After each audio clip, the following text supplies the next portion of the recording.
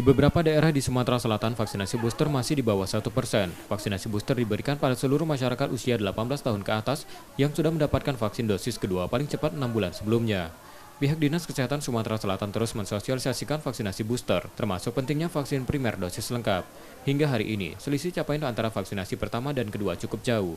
Sementara dosis pertama sudah mencapai 91%, dosis kedua baru mencapai 54,3%, selisihnya mencapai 36%.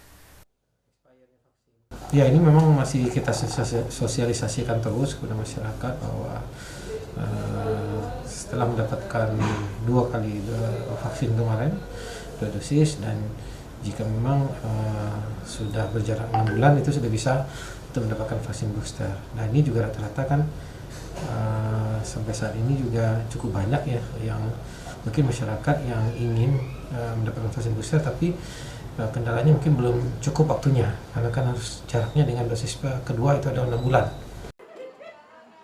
Pemberian vaksin booster ditargetkan dapat rampung pada akhir 2022 mendatang. Target tersebut memperhitungkan masih banyaknya warga yang belum menerima vaksin primer dosis kedua.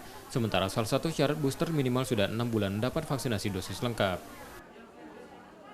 Emriski Nurmizan, Kompas TV, Palembang, Sumatera Selatan.